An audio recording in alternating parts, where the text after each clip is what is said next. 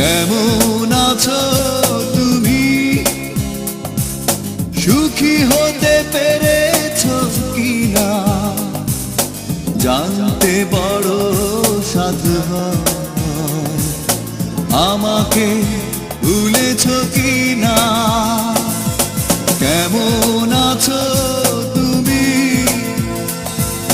সুখী হতে পেরেছো কিনা জানতে বড় সাধু হয়। আমাকে